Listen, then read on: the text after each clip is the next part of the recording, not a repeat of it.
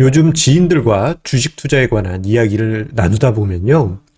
지인들이 저에게 이런 이야기를 하곤 합니다.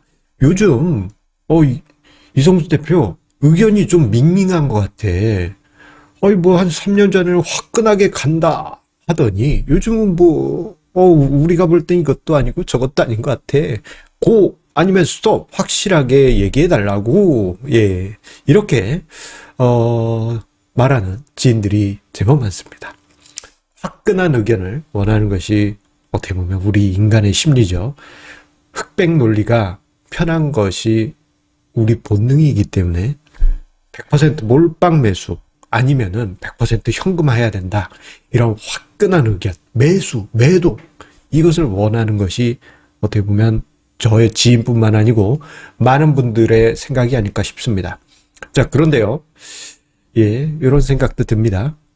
그 화끈한 무엇, 그 화끈한 무엇에 대해서 좀 이야기를 드리려고 해요. 무슨 얘기를 하려고 하는 걸까요?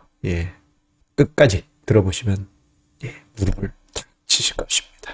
구독, 좋아요, 알림 설정과 함께 증시 토크 시작하도록 하겠습니다. 자, 조금 전에 이야기 드린 것처럼 요즘 들어서가 아니고 한 작년 정도부터 해서 저희 지인들이 주식 투자에 관해서 저에게 이런 조언을 많이 던져줍니다. 주식 시장에 대해서 이야기할 때 요즘 너무 밍밍해. 그냥 매수, 매도 이거 딱 잘라서 얘기해야지 사람들이 좋아한다. 너 요즘 사람의 마음을 몰라. 이렇게 많은 조언을 줘요. 그러면서 이런 예도 언급을 합니다. 유튜브 아무개 봐라. 대폭락한다고 몇 번 얘기했는데, 그게 좀 맞아 떨어지니까 요즘 완전히, 장난 아니다. 몸값이 천정부지다. 쪽집게 도사 같더라. 그런 얘기도 합니다. 스톱. 이거, 도박. 스톱. 그것처럼 화끈하게 결정을 하는 그러한 멘트를 좀 남겨라. 내지는 그 자리에서 이제 본인들에게 다 팔어. 혹은 인생을 걸어. 이렇게 둘 중에 하나로 의견을 달라는 것이죠. 하지만 그때하고 좀 틀린 부분이 있습니다. 그때 3년 전 그때하고 좀 다른 부분이 있어요. 자, 증시 토크를 예전에 보아오셨던 분들 같은 경우 옛날부터 보아오신 분들 같은 경우 2020년 3월 코로나 팬데믹 이후에 수개월 동안 제가 했던 이야기를 기억하실 것입니다. 그때 당시 트램펄린 효과에 더해서 로켓 엔진 기억나실 거예요.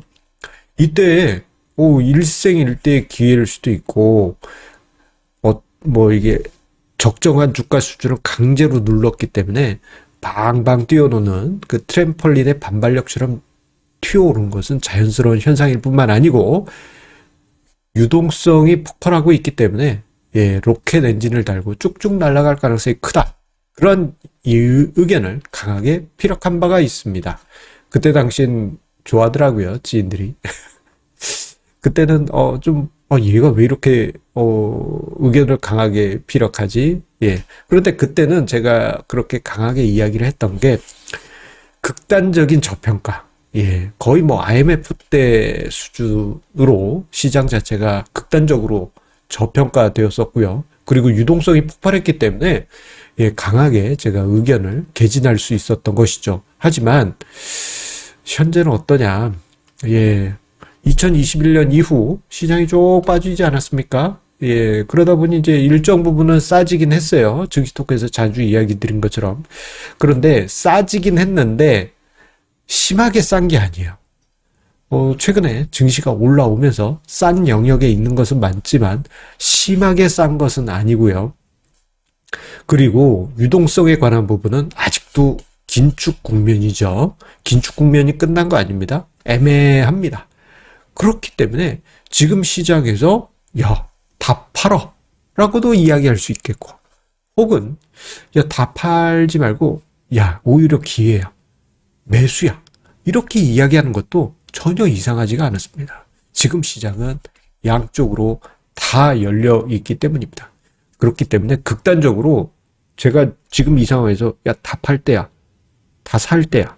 이렇게 지인들한테 조언을 할 수는 없는 것이죠. 자, 오히려 우리는 이 부분을 생각해 볼 필요가 있습니다. 가끔 보면 이제 지인들이나 뭐 이렇게 전에 듣는 얘기 들어보면 좀 예, 비꼬는하게 얘기하는 경우도 있지 않겠습니까? 예.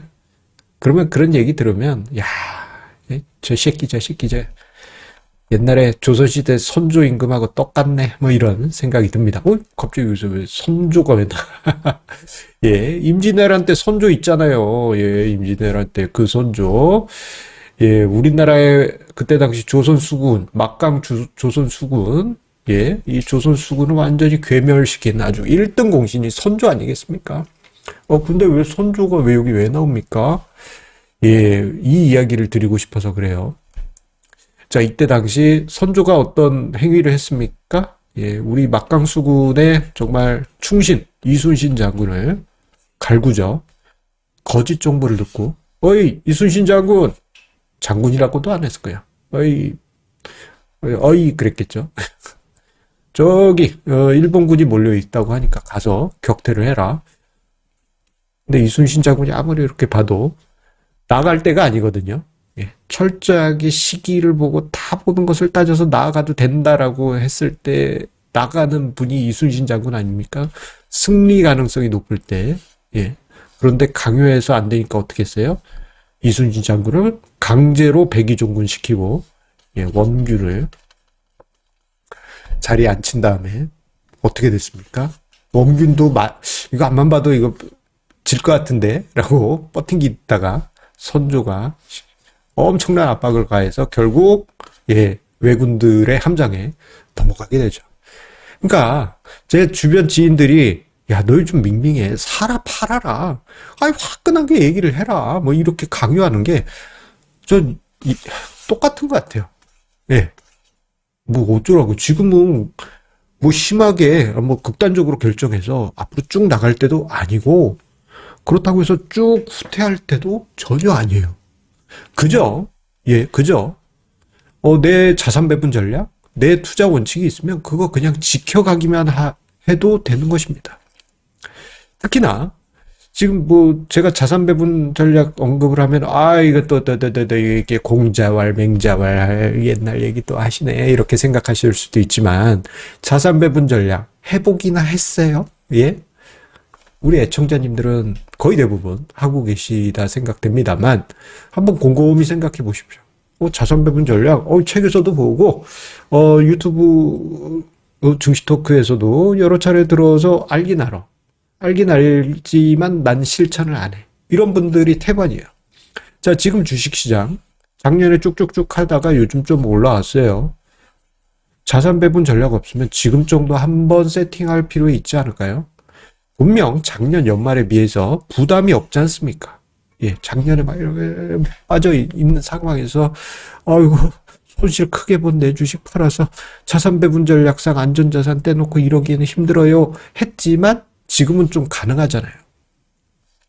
자산 배분 전략 지금 쓰고 계신 분들은 그냥 그 정도 지켜가시면 되고요. 없는 분은 세우고 지켜가시기만 하셔도 되는 것입니다. 그죠? 예. 지금 시장에 대해서 누군가 옆에서 야, 유명한 사람 아무개가 뭐 유튜브 영상 보니까 썸네일에 막 태풍 그림 있고 뭐 대풍락정 온대. 그러니까 다 팔어. 그런 거에 휘둘리지 마시고요. 혹은 어떤 그 셀럽이 예, 경제 관련한 셀럽이 여러분 인생 일대를 걸어야 됩니다. 뭐 이런 식으로 얘기했다고 해서 현금 다 동원해서 주식 몰빵? 그것도 아니에요. 아닙니다. 그죠? 여러분들의 자산 배분 전략. 저도 자산 배분 전략이 있어요. 예, 그에 맞춰서 여러분들의 투자 전략을 옆에서 누가 뭐라 하든 친구가 뭐라 하든 배우자가 뭐라 하든 엄마 아빠가 뭐라 하든 내 자식이 뭐라 하든 그냥 굳건히 지켜가시기 바라겠습니다. 자, 여러분들 그러셔야만 합니다. 힘내십시오. 화이팅!